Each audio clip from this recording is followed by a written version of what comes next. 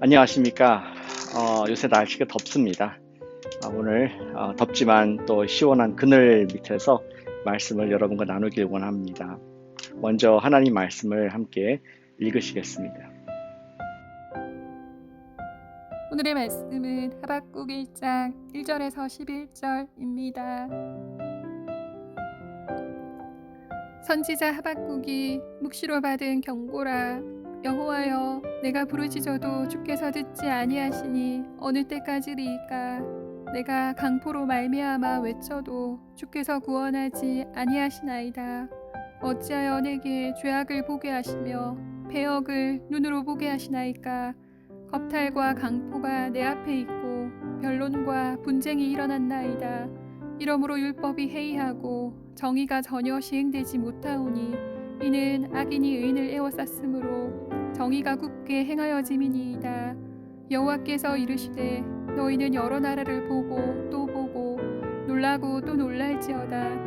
너희의 생전에 내가 한 가지 일을 행할 것이라. 누가 너희에게 말할지라도 너희가 믿지 아니하리라. 보라, 내가 사납고 성급한 백성 곧 땅이 넓은 곳으로 다니며 자기의 소유가 아닌 거처들을 점령하는 갈대아 사람을 일으켰나니 그들은 두렵고 무서우며 당당함과 위엄이 자기들에게서 나오며 그들의 군마는 표범보다 빠르고 저녁 이리보다 사나우며 그들의 마병은 먼 곳에서부터 빨리 달려오는 마병이라. 마치 먹이를 움키려 하는 독수리의 다름과 같으니라. 그들은 다 강포를 행하러 오는데 앞을 향하여 나아가며 사람을 사로잡아 모으기를 모래같이 많이 할 것이요, 왕들을 멸시하며 방백을 조소하며 모든 견고한 성들을 비웃고 흉벽을 쌓아 그것을 점령할 것이라. 그들은 자기들의 힘을 자기들의 신으로 삼는 자들이라. 이에 바람같이 급히 몰아 지나치게 행하여 범죄하리라. 여러분들은 언제 이 세상의 악행과 또 이 잔인함에 또 폭력에 충격을 받은 적이 언제가 처음이십니까? 아마 많은 분들이 어릴 때는 집에서 보호를 받다가 공립학교를 가면서 충격을 받지 않을까 생각을 합니다. 저도 미국에서 초등학교를 다니다가 중학교에 때 한국에 들어갔습니다. 그런데 아마 제 인생에서 가장 충격을 받았던 시기가 바로 그때가 아닌가 생각을 해보게 됩니다. 대전에 있던 한 중학교, 공립중학교에 입학을 했습니다. 그런데 가보니까 제가 듣도 보지 못한 난생 처음 듣는 그러한 욕들을 많이 들었습니다. 또 거친 언어와 욕설들, 그리고 또 이 많은 학생들이 또 폭력을 행사하는 것을 보게 됐습니다. 아마 남학교였기 때문에 주체할 수 없는 이 호르몬으로 서로 치고받고 싸우고 또 약한 학생들을 괴롭히는 그런 왕따의 일들도 제가 옆에 보면서 충격을 받았던 기억이 있습니다. 학교 선생님들도 그 당시에는 커다란 몽둥이로, 회초리로 학생들을 다스리는, 체벌을 하는 그런 모습에 두려움을 느꼈던 그러한 80년대 후반에 우리 한국 사회의 학교 문화의 모습이 아니었을까 생각이 됩니다. 그렇기 때문에 어쩌면은 더 하나님께 기도하고 울부짖는 시간들을 갖지 않았나 생각을 하게 됩니다. 우리는 교회에서 있으면서 거룩한 언어, 거룩한 행동, 점잖은 생활을 하면서 아름다운 것을 보고 아름다운 말을 들을 수 있습니다. 그러나 현실은 사회에서 살다 보면은 주님을 경외하지 않는 그러한 세상 사람들의 모습을 만나게 되고 거친 삶을, 거친 언어, 거친 행동을 하는 행패를 부리는 사람들도 우리는 경험을 하는 것이 현실입니다. 오늘 말씀에서 듣기 원하는 질문은 이것입니다. 하나님이 사랑하시는 세상에 왜 악행이, 폭행이 존재할까 하는 심각한 주제를 오늘 말씀에서 찾아보게 됩니다. 하박국 선지자에 관한 말입니다. 하박국 선지자, 그는 남유다의 말기에 활동했던 하나님의 메신저였습니다. 그는 아마도 그 남유다가 기울어져 가는 그 상황 가운데 왕에게 그리고 백성들에게 거룩하게 살자. 하나님 뜻은 이것이다 하면서 양심 목소리 역할을 하지 않았을까 생각을 해보게 됩니다. 그런데 현실은 우리 선지자에게 매우 실망스럽고 또 가슴 아픈 상황이었습니다. 그리고 3절에도 어찌하여 내게 죄악을 보게 하시며 패역을 눈으로 보게 하시나이까. 심지어 겁탈과 강포가 내 앞에 있고 변론과 분쟁, 사람들이 싸우는 소리를 내가 매일 듣게 됩니다. 더 나아가서 4절에 율법이 해이하고 정의가 전혀 시행되지 못합니다. 악인이 의인을 애워쌌고 정의가 굽게 되었습니다. 이런 안타까운 현실이 과거에 아직 법치 통치가 제대로 이루어지지 않고 윤리가 망가진 이스라엘의 이야기에 국한된 것입니까? 아닙니다.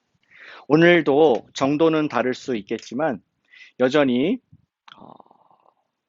악인들이 횡포를 부리고 또 법을 굽게 하는 그러한 오늘날의 모습을 우리 그리스도인들은 볼 수 있습니다. 제가 예전에 사역하던 교회에서 방송국을 다니는 우리 한인 교인이 있었습니다. 미국 방송국입니다. 그런데 그분하고 사역하면서 참 회사에서 어려운 이야기를 하더라고요. 뉴스 앵커들, 아나운서들이, 리포터들이 정말 순화된 말을 방송에서 합니다. 그리고 정중하게 사람들을 대합니다. 그런데 그들이 그 방송 카메라가 끝나고 화면을 끄면은 그들의 언어 생활이 너무나 욕설이 많고 폭음을 하며 거친 그런 삶을 사는 모습에 우리 한인 그 교인이 매우 힘들어하는 것을 제가 기억을 합니다. 우리 사회에도 겉포장은 화려하고 아름답고 정말 우리가 잘 겉은 할지 모르겠지만 하지만 무대 뒤에서는 거친 언어 폭력과 부조리함 그리고 강자가 약자를 억누르는 그러한 21세기의 미국의 상황들이 있음을 우리는 절감하게 됩니다. 이런 상황 속에서 주님께서는 어떤 답을 하박국에게 그리고 우리에게 허락을 하십니까? 하나님께서는 하박국에게 정말로 놀랄 만한 답을 하셨습니다. 6절에 이렇게 되어 있습니다. 보라, 내가 사납고 성급한 백성, 6절 끝에 갈대아 사람을 일으키나니 그들은 무섭고 두려우며 당당함과 위엄이 자기들에게서 나오는 사람이다. 그리고 10절에 얘기합니다.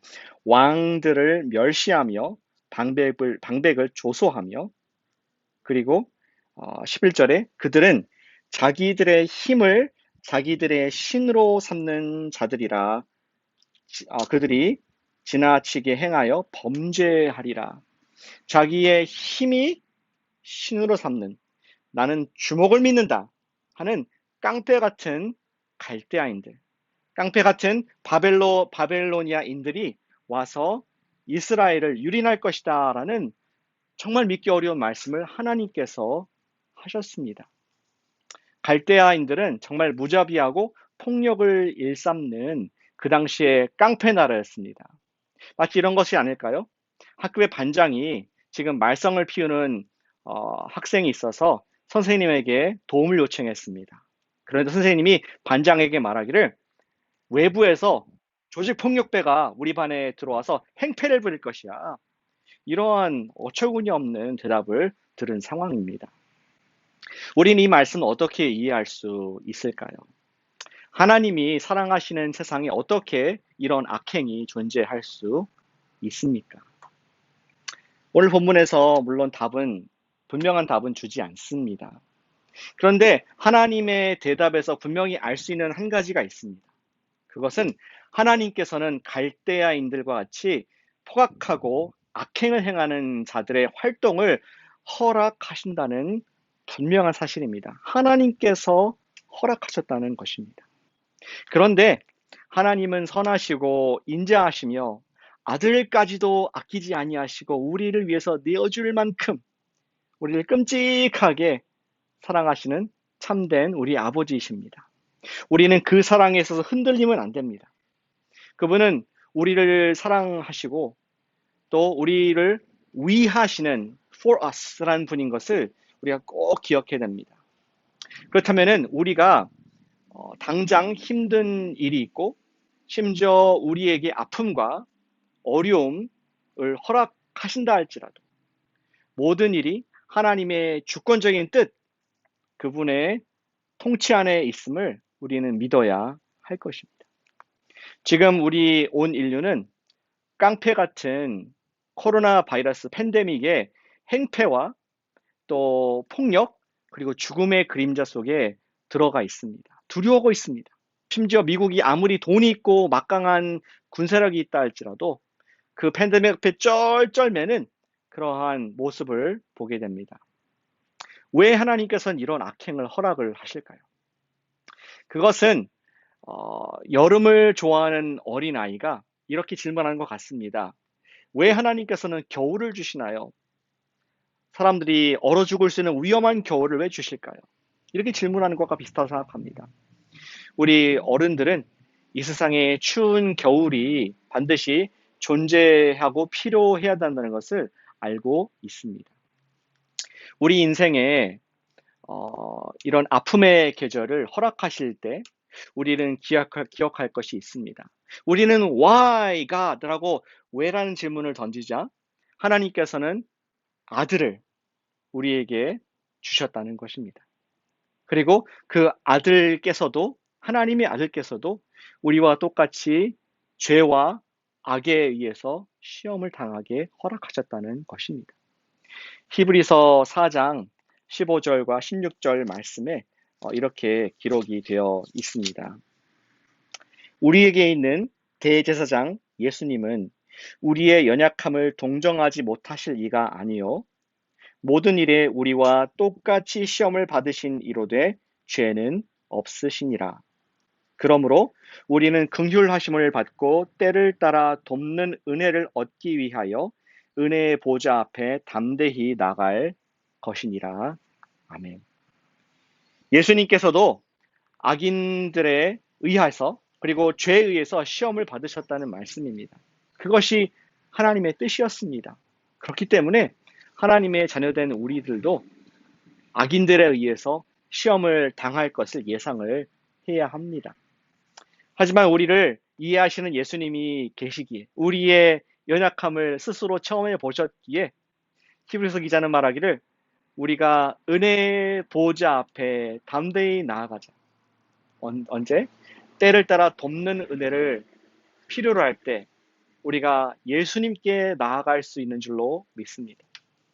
어쩌면 악인들을 통한 하나님의 뜻은 우리가 더욱 주님의 보좌 앞에 나아가게 하기 위한 것일 수 있습니다. 아플수록 비록 우리가 그 이유는 다 알지 못하지만 언젠가는 알게 될 것입니다. 이유는 지금 당장 알지 못하지만 예수님의 은혜의 보좌 앞에 담대히 나아갑시다. 하박국 선지자와 같이 망루에 올라가서 하나님께 우리 파수하는 자와 같이 하나님께 동이 트기를 기다릴 수 있습니다. 신실하신 주님께서 저와 여러분들의 생명을 악한 자로부터 반드시 구원하실 줄로 믿습니다. 기도하겠습니다. 사랑하는 아버지 하나님, 이 세상에 악함이 있고 우리 삶 가운데 약함이 있음을 불쌍히 여겨 주시옵소서. 오늘 하박국을 통해서 알게 되는 것은 이런 약함과 악함도 하나님께서 허락하신 것을 믿습니다. 그리고 나의 주님께서 허락하셨다면 반드시 우리를 위한 것, 반드시 우리를 살리는 전화 위복의 능력이 있을 줄로 또한 믿습니다. 오늘 아버지 아프기 때문에 압제받기 때문에 힘들기 때문에 은혜의 보좌 앞에 예수님께 더 가까이 나아갑니다. 예수님의 이름으로 기도합니다. 아멘.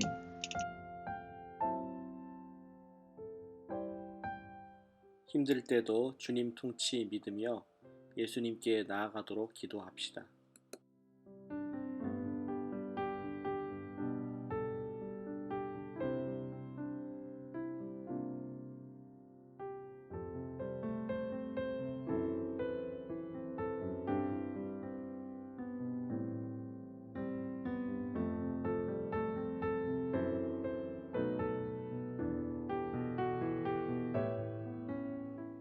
셀과 가스펠 라이프를 통하여 성도들이 예수님의 제자로 성장하도록 기도합니다.